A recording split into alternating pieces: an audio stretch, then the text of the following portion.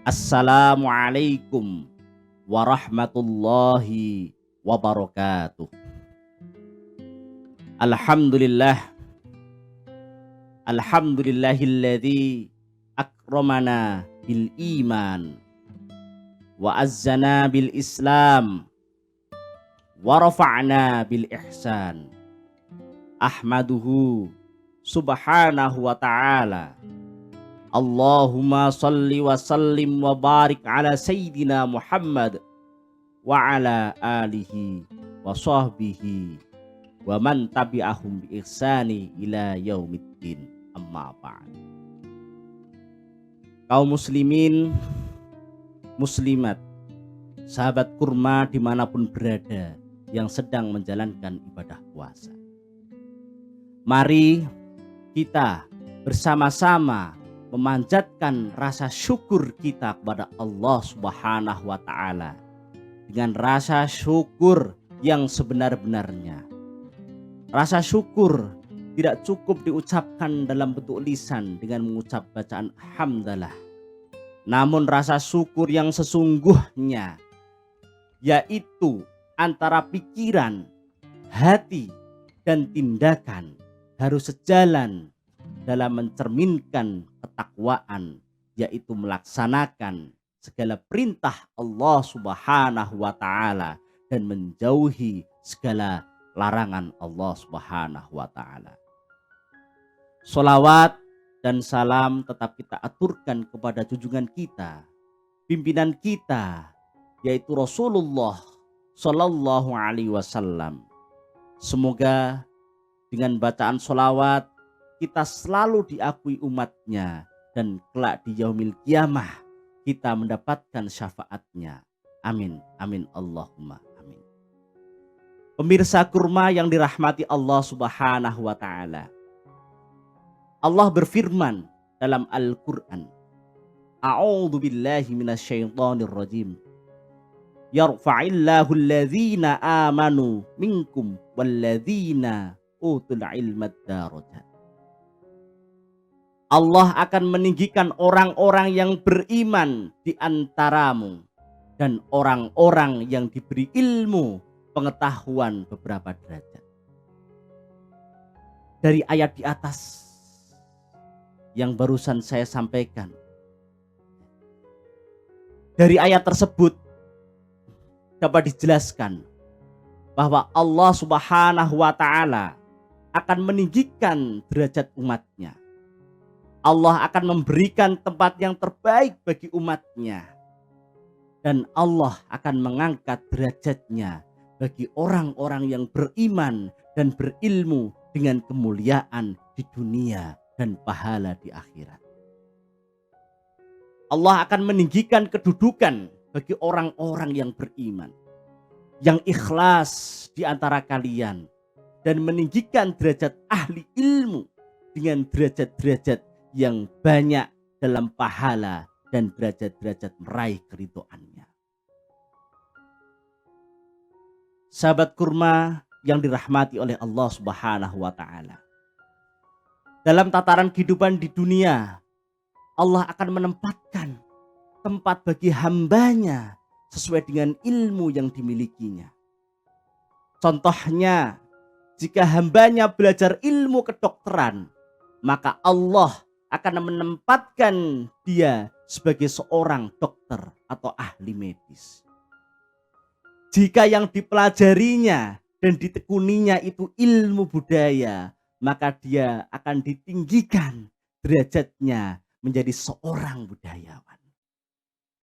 Jika yang dia pelajari ilmu kepesantrenan, yang didalami ilmu hadis, ilmu fikih, ilmu Al-Quran, bahasa Arab, insya Allah akan meninggikan, mengangkat derajatnya untuk menjadi orang yang alim alamah, dan insya Allah akan diberikan amanah untuk menjadi seorang ustadz, ustadzah, ataupun seorang kiai. Itulah contoh-contoh di dalam dunia nyata bahwa dengan ilmu Allah akan menempatkan hambanya dan meningkatkan derajatnya sesuai dengan bidang keilmuan yang ditekuninya. Pemirsa kurma yang dirahmati Allah Subhanahu wa taala. Ada hadis yang berbunyi, "Wa man salaka tariqan yaltamisu fihi ilman sahhalallahu lahu bihi tariqan ilal jannah." Siapa yang menempuh jalan untuk mencari ilmu, maka Allah akan memudahkan baginya jalan menuju surga. Dalil tersebut menerangkan bahwa umat Islam diwajibkan untuk menuntut ilmu. Karena Allah telah berjanji di dalam Al-Quran. Karena Allah telah berjanji di dalam Al-Quran bahwa barang siapa yang pergi untuk menuntut ilmu, maka Allah akan mengangkat derajatnya. Dan Rasulullah juga menjelaskan bahwa dengan belajar atau berjalan untuk mencari ilmu, maka Allah akan memudahkan jalannya menuju surga. Dalam tataran kehidupan ini, dalil tersebut dapat kita pahami bahwa siapa-siapa saja yang menginginkan, ingin terangkat derajatnya, ingin tercukupi ekonominya, ingin sukses dalam kehidupannya, baik di dunia maupun di akhirat, maka carilah ilmu, baik ilmu dunia maupun ilmu akhirat. Yang dimaksud ilmu dunia di sini adalah ilmu yang dapat memberikan kebahagiaan di dunia, sekaligus dapat memberikan bekal atau jalan menuju akhirat, surganya Allah Subhanahu wa taala. Pemirsa kurma yang dirahmati Allah Subhanahu wa taala. Surga merupakan kuasa Allah. Allah telah menjanjikan kepada hambanya yang bertakwa atas surganya. Namun untuk menuju surganya, kita tidak cukup dengan banyaknya pahala. Tidak cukup untuk menumpuk-numpuk banyaknya pahala. Namun surganya Allah bisa kita dapatkan atas ridhonya. Dalam menuju keridhoannya, kita tidak cukup menumpuk-numpuk pahala. Tapi keridhaan Allah bisa kita dapatkan dengan ilmu. Dari ilmu itu kita bisa mengamalkan sehingga bisa mendapatkan atau mencari ridhonya Allah Subhanahu wa taala. Pemirsa kurma yang dirahmati Allah Subhanahu wa taala. Allah menciptakan manusia tidak hanya dibekali nafsu saja. Namun Allah telah menganugerahi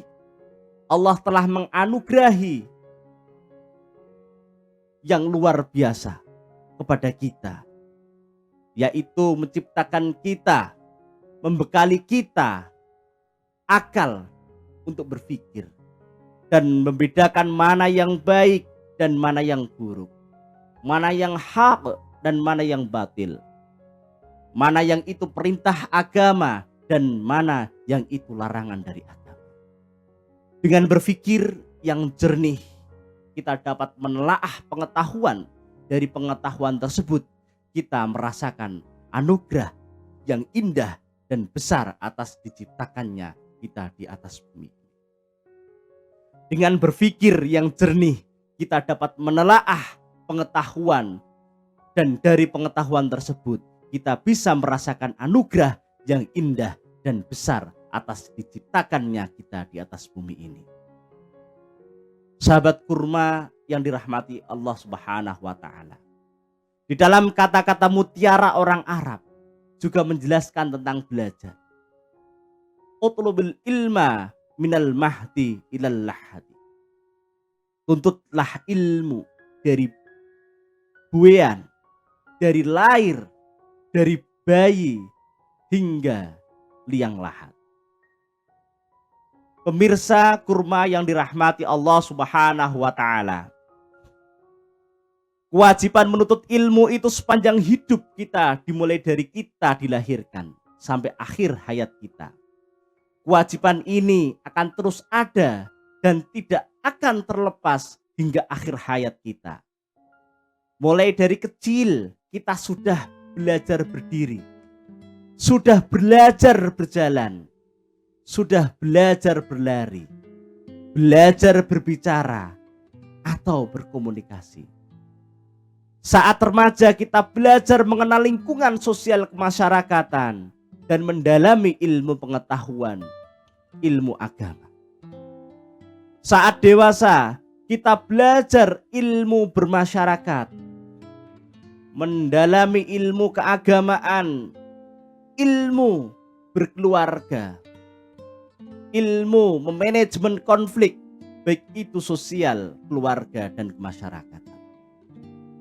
Saat kita setengah baya dan memasuki usia lansia, kita belajar untuk lebih mendekatkan diri kepada Allah Subhanahu wa Ta'ala dengan ilmu-ilmu thariqah dan menjadi insan yang dapat menjadi panutan-panutan bagi keluarga dan masyarakat. Maka sejatinya selama kita masih bernafas, kita masih bergerak, dan kita masih berpikir, maka kita harus belajar dan menambah ilmu. Salah satu yang baik kita lakukan di bulan Ramadan ini yaitu menuntut ilmu. Ada banyak pahala menuntut ilmu yang bisa kita dapatkan dan kita rasakan di bulan Ramadan ini. Di antaranya yang pertama, dengan kita belajar di bulan Ramadan ini, kita memiliki keistimewaan yaitu mendapatkan pahala seperti setahun.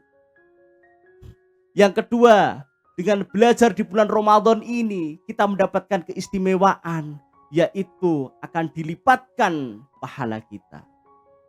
Yang ketiga, dengan belajar, kita akan diangkat derajat kita oleh Allah Subhanahu wa Ta'ala. Dan yang keempat, dengan kita belajar, dengan mendapatkan ridhonya, kita akan menjadi pribadi yang takut Allah Subhanahu wa Ta'ala. Dengan ilmu-ilmu yang kita pelajari, dengan ilmu-ilmu yang kita dalami, maka kita akan bisa membedakan antara yang benar dan yang salah.